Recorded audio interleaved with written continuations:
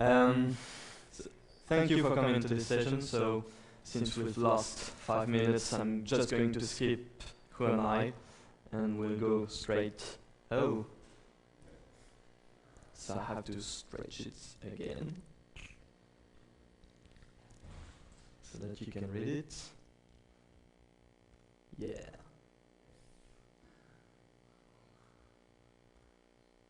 Funky style, groovy style. So let's retry. Let's make it a little bigger.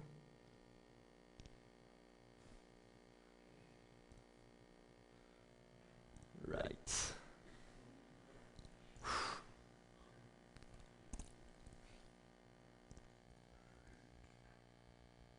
Okay, so you're all there for a session about DSLs. So I expect some people, at least in the room, know what a DSL is. If you don't know, just tell me. Any people doesn't know what a DSL is? Right. Let's skip that. And we'll talk about type checking DSLs. So you know that Groovy 2 now allows optional type checking. And type checking has problems with dynamic code, obviously. It's a dynamic language, so if you try to statically type things, you are pretty sure that the type checker makes errors, or is not aware of all the dynamic tricks that you can use in your code. So there are two aspects that we will analyze in this session, and the first one is what kind of problems we can have with type checking. But before that, we must answer the question, which is, why would you want to type check a DSL? This is really the question that you want to answer today. So probably someone in the world can have the idea to use that kind of DSL, which is, please show me the code, and it can happen that this does something, okay? You don't know how it does it, it's a groovy code, and in the end, using that single line, Groovy can produce something because it's run, for example, in a Groovy shell. And you have some bindings that allow something to produce a result on a method call, which is please, and a parameter which is show, and then we'll have a method called me, etc. And show the parameters that you can have, for example, in a binding. That's technical. Technically, if you try to type check that stuff, it will fail because the type checker doesn't know what please is, doesn't know what show is, it doesn't know what me. To be clear, it's not capable of type checking this, just like me reading that code, I don't know what are the types. You know, the type checker is in our position. It sees that, say, okay, what's that? It would be interesting to take a look at one implementation that we can do to have a type check DSL. So this is just an example. I'm creating a class which is called DSL, and I can use actions. I have some, enum, which is just there to be able to have some type. It's ugly, right? You don't want to write your DSL that way, just to be able to type check something, right? It's a nonsense.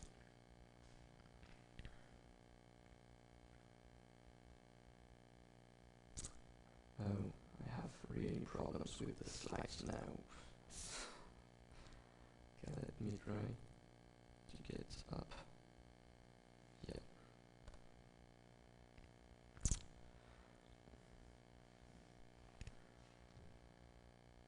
It doesn't work.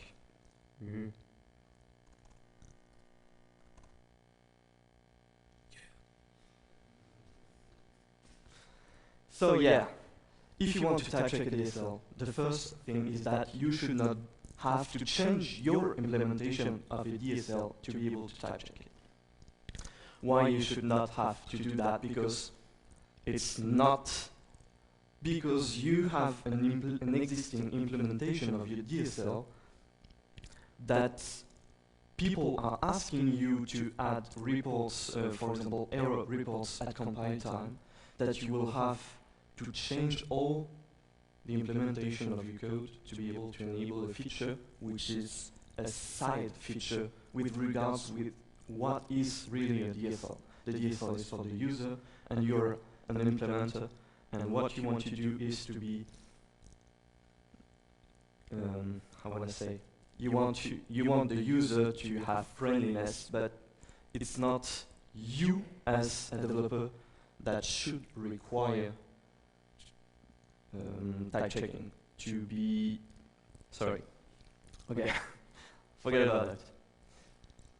I'm a bit troubled with this problem, technical problem, I'm sorry. So, in Groovy 2.1, we decided to introduce some features that make it easier for you to keep your actual implementation of a DSL. For example, most of DSLs in Groovy use builders, and you know that builders have a nice feature which is the delegate. And the delegate is typically something that allows late binding of a type. You don't know at compile time what is the type of the delegate. It's at runtime that the delegate is set. But as a developer, you may have some ideas of what will be the runtime type of those delegates, right? For example, you have HTML builder, and you know that inside the HTML tag you can have a head tag. So you can imagine that you have a closure that delegates to something which is of type head inside something of type HTML. But at compile time, it's difficult to say because you don't know what will be the type of the delegate. So Groovy 2.1, well, there's some people on the session by Mr. Hackey this morning. Right. I will need to switch to another. It's really annoying because I can't show you the examples. So I'm going to copy and paste them. It will be easier.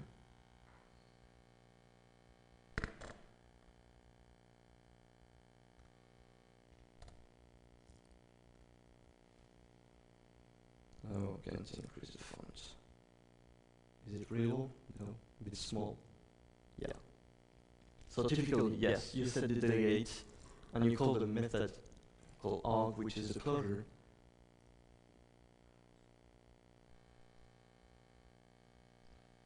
Yeah.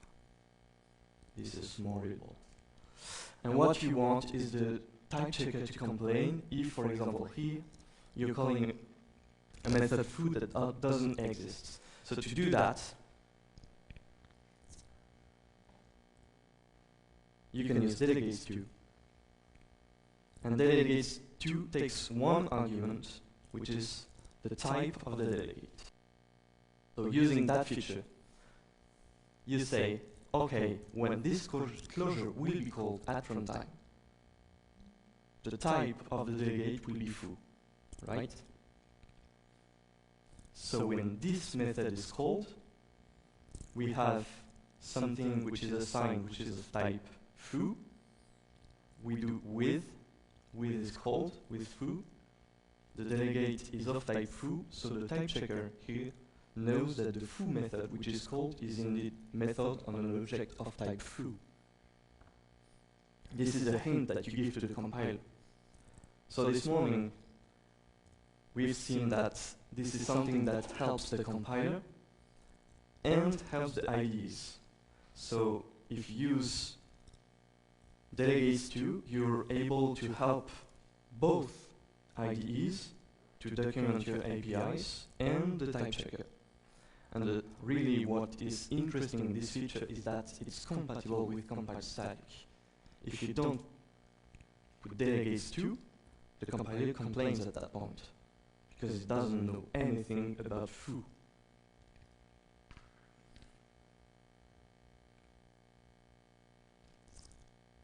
Another option, which is even smarter, is just to say, okay, delegates to, but you don't specify a type. Just delegates to.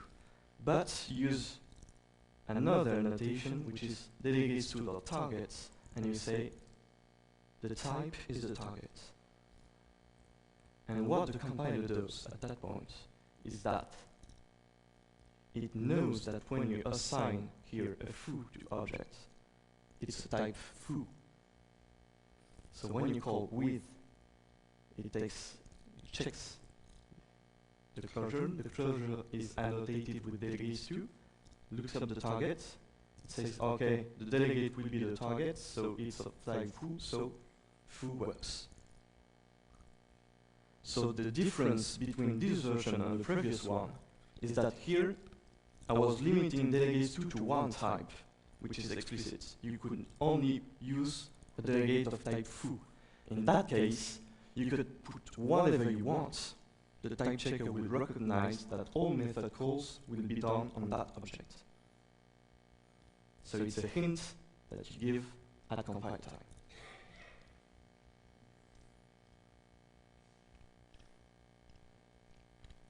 Is Luke here? Yeah, thank you for that one. So this is an improvement to delegates to, which is done in Groovy 2.2, not yet out. Ask Guillaume for the date. Soon, when it's done. So that one allows you to be a little smarter and tell, okay, I don't want to delegate to the actual type. I want to delegate to the generic type. So here, we're annotating with a map that has two argument types. And what we say with generic type index equals 1 is that the delegate type will not be the map. It will be the second element, v.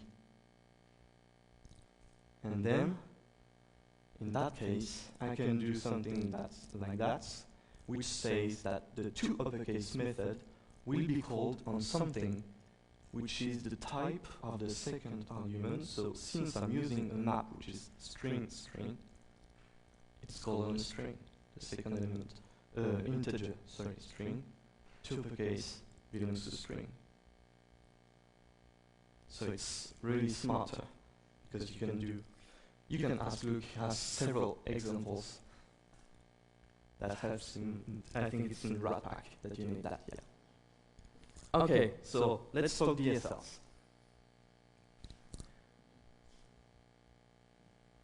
I have here a really simple DSL, which is robot.move100. This is basically the type of DSL that you execute in a Groovy shell using a Groovy script engine, whatever you want, right? The goal of the DSL is that the users don't have to write things that they are not aware of. So for example, a DSL is not necessarily used by programmers. Okay? It can be any kind of profile. So if you ask someone, for example, here to use an import something in the script, in the DSL script, it's not user-friendly, okay?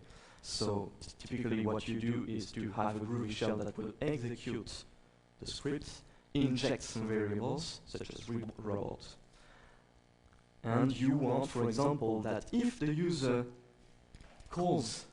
makes a mistake in his text, say robot without the O, it would be nice at compile time to have an error reported to the user that say, okay, robot is not known.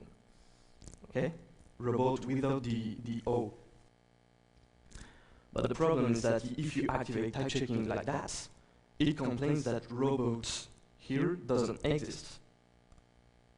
But you, as a developer, know that this is bound using the binding of the Groovy shell, for example. So the type checker doesn't know, you know that something is in binding so that at runtime this will work, but the type checker doesn't know.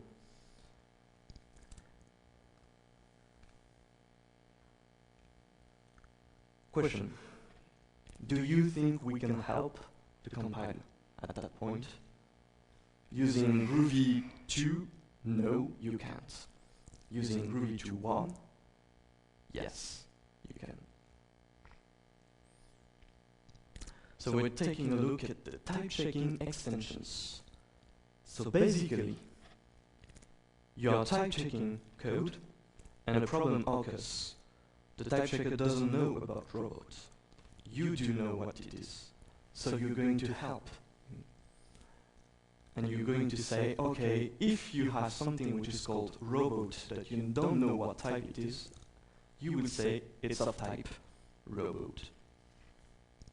And you can do that using a DSL itself that it used to help the type checker. And what's funny is that it's so powerful that you can totally change the way the type checker works. And you can even make it behave like Objective-C.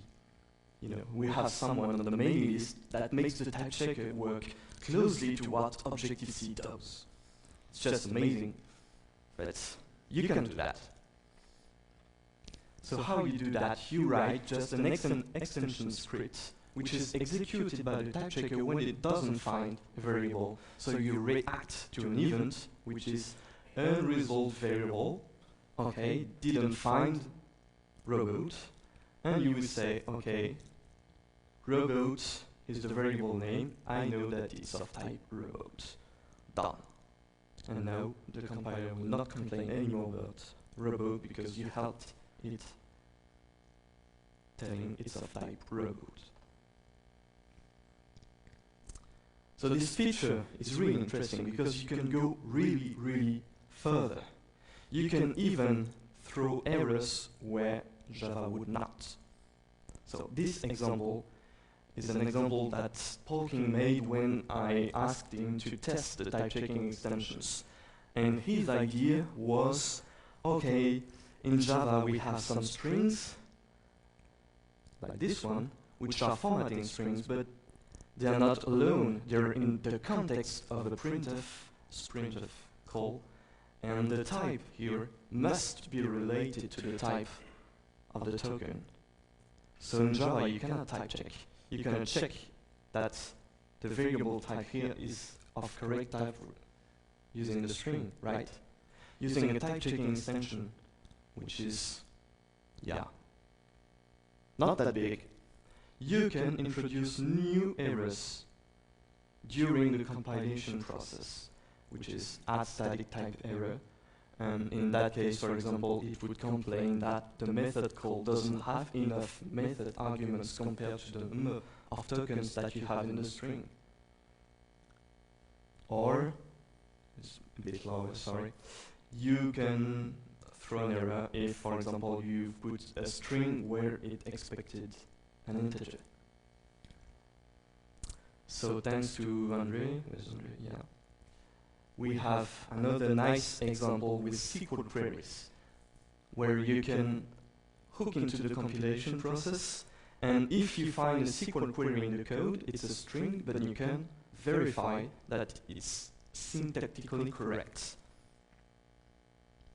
during compilation. So it's done using grab that fetches parsing SQL parsing engine. And then you can proceed and check, okay, during the method call, I will check that everything is okay, so I have found a string, parse it, check that it's correct, and if it's not correct, throw an error at compile time.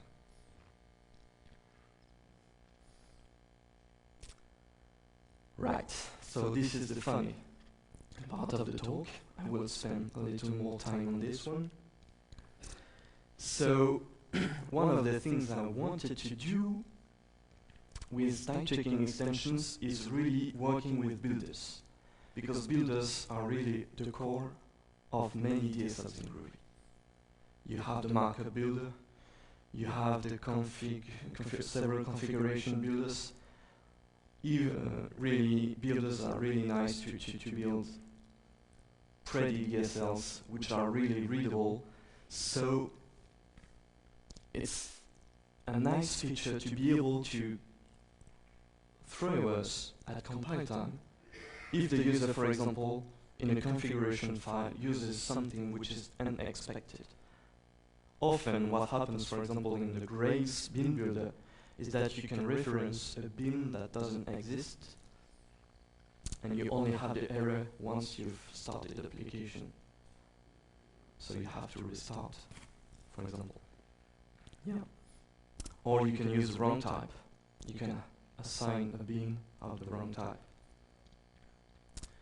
So what is nice is to catch errors earlier and to help the user as soon as possible. Another example is that, totally independently of that one, is that you don't want, for example, a user script written by someone who is not a programmer to go in production with errors, right?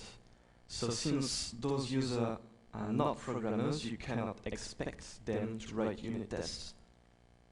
This is something that probably don't know about. So unit tests for user scripts is really hard to do. So it's better if you can catch such errors before the script goes into production. So in this example, I will show how you can generate a builder, a simple HTML builder that is both statically compiled, generated, and that you can statically call and check that everything is valid syntactically. So this is the result. We want to call an HTML builder, call it, and be able to use that syntax. Say it will generate this HTML text, right? And the objective is that, for example, here, if I make a typo, don't use A but anything which is not valid. I want an error at compile time. And more than that, I want to have errors if, for example, this parameter is not valid. This is something which is not possible to achieve without type checking extensions. So before we go to the elegant way, we'll go the hard way. And the hard way to achieve something like that is to write the builder from scratch without using all the dynamic features that we have in Groovy, for example, the builder, or the markup builder. You know that to build HTML, you can use the markup builder, but you wouldn't be able to plug into the markup builder to check that everything is correct at compile time. So we have no choice than doing something which is very close to what you would do in Java. So I'm using an HTML builder, and this method is important. It says I'm delegating to an HTML tag, right? So I will call closure HTML closure. This is the method signature. So it allows you in the builder syntax to have HTML closure, right? And when you call that closure, the delegate type is of type HTML tag, which is another class. Is it okay? So a tag, what's a tag? It's something that you have to create yourself, that will be responsible for generating the actual markup. So tag, you have to use, string builder, output string, whatever you want to be able to output the result. You have to write some code that will generate the opening tag, the closing tag, and you have to do here the actual delegation, which will instantiate the tag, call it with the parameters, and open the tag, close the tag automatically. It's really a pity that I cannot show you what's behind. Next year. So basically, what I have here is an HTML tag that doesn't accept anything behind, right? You can just have a single builder HTML, and that's all that it allows. But we're doing that way because it's statically compilable. You can call that, and if the method HTML doesn't exist, it will fail. That's exactly what we want. That's the hard way. We are obliged to create a method called HTML. And then it gets complicated because you have a lot of things to write. And for the HTML tag, now you want to have a head method inside that allows you to have a head tag inside. So you can imagine that to generate a full builder for HTML, you have lots and lots and lots of code to write just to be able to generate those methods and say, okay, so now I can have a body inside head, so I will need a body tag, I will need a head tag, and inside the body tag I will be able to wrap things like that. So this works, but really it's not funny. Really, we duplicate a lot of code. And you know that in Groovy, if you duplicate a lot of code, what do? You know, there's no intelligence left. No idea? It's verbose, it's automatic, there's no intelligence in the code. An AC transform. Right? Generate the code for me. Why would I have to write that? It's not necessary. So what I want is that. I want to be able to write a static builder using a schema. This is all I need to define a builder. I just need to say it's a builder, and come on, here's the schema. Nothing more. And the good thing is that you can have this class automatically generated for you, statically compiled transparently, and if you use the builder, it will be compatible itself with compile static. And this is interesting too. Okay. So here is an example on how I can use that builder, and it works, right? I am not inventing anything there. This is something that I have actually written, and I will show you, if I have time to do that, I will show you that actually it works, right? I can write that code, it's compile static, I can call HTML builder, and this is valid. And if I'm using a tag that doesn't exist in my schema, it throws a compile time error, not a runtime error. Cool? No? No. Thank you. That's what we want. So what tools do we have to do that? Okay, we need compile static. We need AC transforms. We have that. We need an alias. Oh, remember feature of Groovy 2.1? Annotation collector? Right. We need delegates too. We've seen what code we need to generate.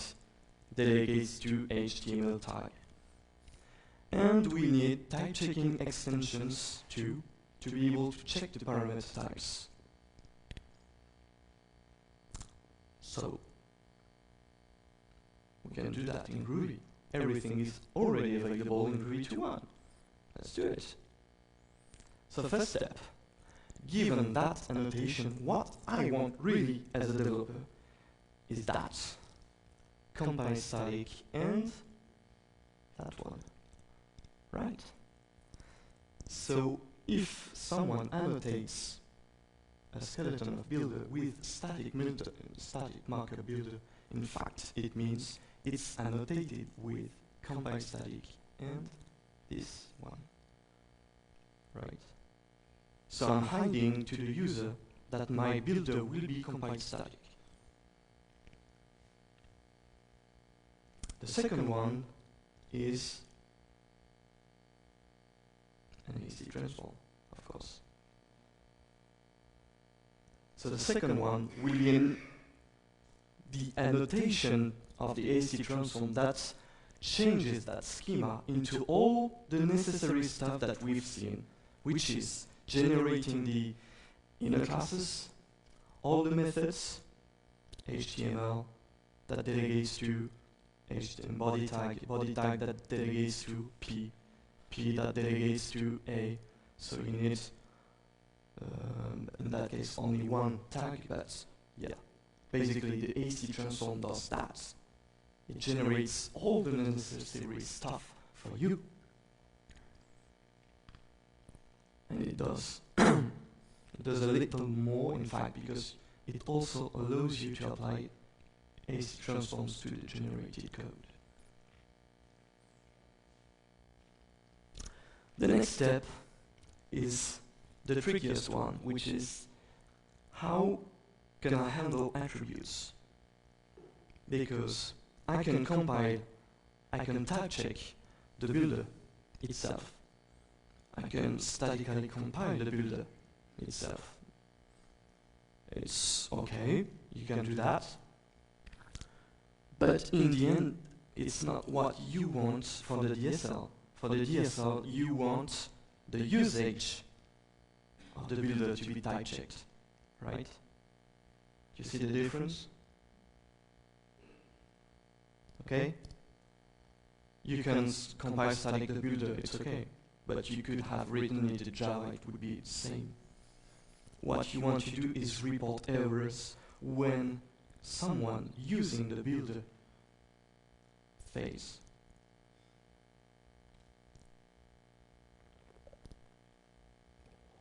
So this means that when someone will use a map, a method call with a map, and uses a key which is not the load keys, you want it to fail at compile time. So take some time to think about it. You have a method call. Inside the method call you have a map with keys. And you want to check at compile time that the keys are allowed. How can you do that? Anyone? Okay, so take a copy. So we're using a trick here, which is a combination of an annotation on the method that will allow us to gather those attributes, to keep them in the source file, in the bytecode, I mean, so that when a usage of the builder is found, and that we find that the method is called with a map, we can check that the keys are allowed. So you have to keep some information in the bytecode. Is it clear for everyone? Right? So the simplest way to keep information in bytecode in Java is what? I'm pretty sure you know that without knowing. Annotations. Annotations, you use annotations everywhere, and you know you have several scopes. You can keep annotations in the source code. That's not what we want. You can keep them in the class file, Interesting. And you have them at runtime. So using annotations, you can grab information at compile time. So the transformation that is it working? Yeah. The annotation that I'm using is transforming that into an annotated parameter in the method.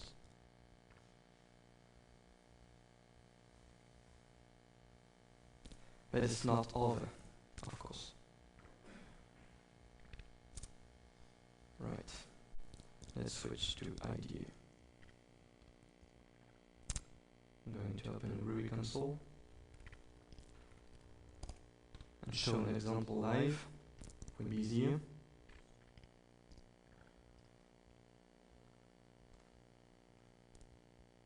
I'm going to increase the font.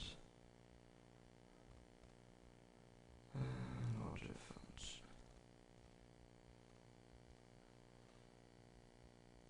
Is it readable? The back? Yes, right. Again. Is it big enough? Right. So, the code here is like exactly what I have in the slides, but it will be easier to show. I have a builder, which is statically generated, and a usage. And now I can use the AC browser. Oh, yes, it's not a class path.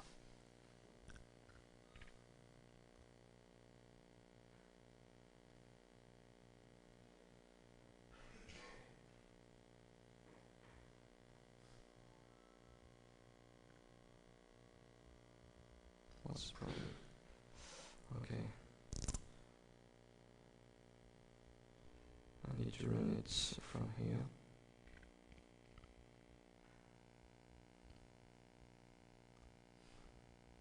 Demo effect.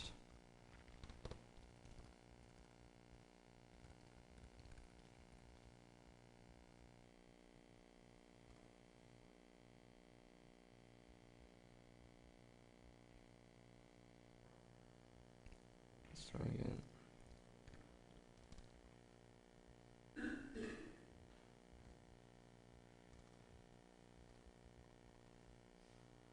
Yeah, so it works. And just to show you that I'm not lying, I can use a wrong tag, and it complains at compile time, right? That's what we want. So using the AC browser, I can see the generate codes.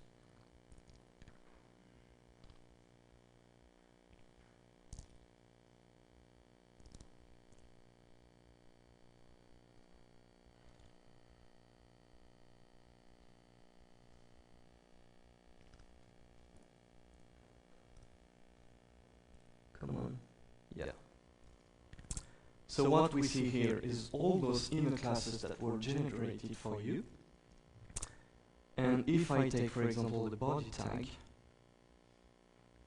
I have some methods, PEP, various methods.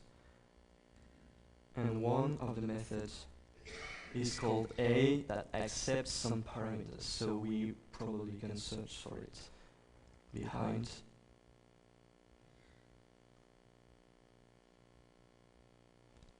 Yo.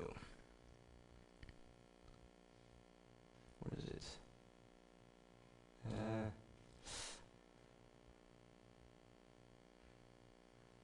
Demo. Come on.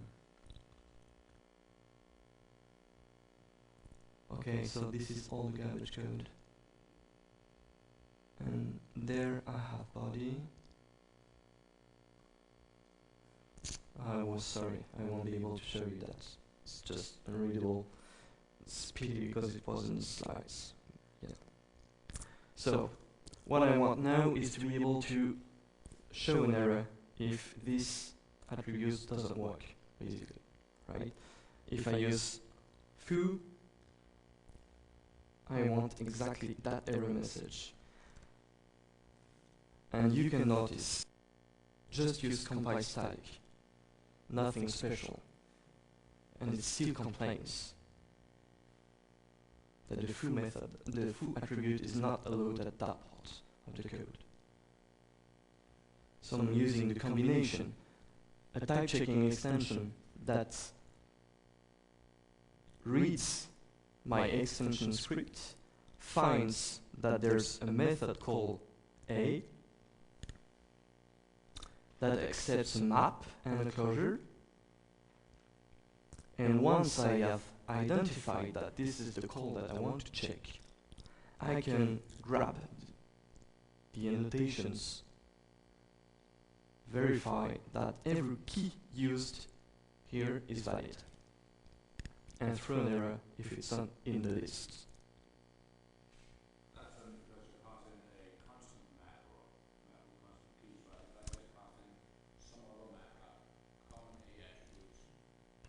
Yes, exactly. You could probably hack something more intelligent, but for a DSL that's supposed to generate HTML, it's not that bad to have the attributes directly here. Okay? But if you follow exactly what I've done here, the problem is that where is my extension? I never said that I wanted to use an extension. I just used compile static. And normally, you have to write extension equals path to extension. Is it user-friendly? I don't think so. We don't want the user to have to write that just to be able to type check. Okay? So to be able to use only compile static, the last trick that I used is to have a global AST transform. And the global AST transform just picks up all the compile static annotations that it finds and transparently adds the extension. So I would say that using all the features of Groovy 2.1 combined, you can achieve something which is as powerful as that. Right? And if you are really, really good,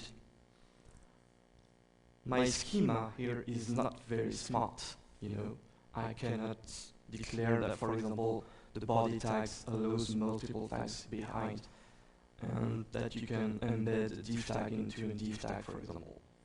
It's not smart enough to define that. But we can imagine that someone takes, for example, instead of the schema defined here, an XML schema, and generates all the necessary code for this to be type checked. If you don't know what to do after the conference, I would be really happy to see that.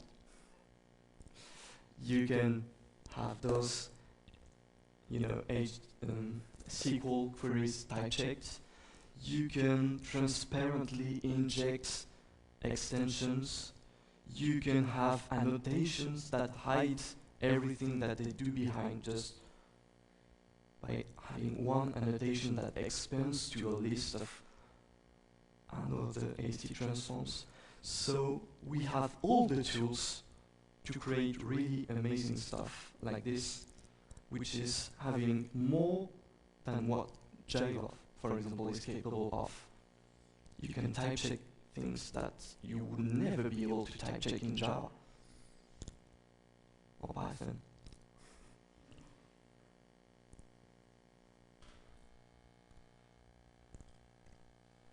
Success. So really, I'm sorry about the problem of the slides. Well, it happens. Is that I have exposed all this in details in the blog post. So explaining it in 50 minutes is a bit short, but I just wanted you to show what you can achieve, not really the details, technical details on how you run that. But all the code is on GitHub. You can clone it, you can play with it, you can have your own builders generated and you can improve it if you want. So think of the XML schemas. And yeah, I think we started a bit late, so probably one question but not more. Anyone? Come on, don't be shy. Right, so thank you.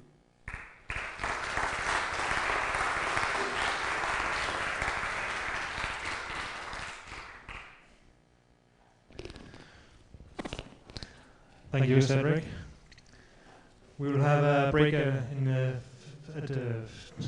minutes break, and after that we'll be back for the next session, which will be presented by Luke Daly, and it will be about Rat Pack.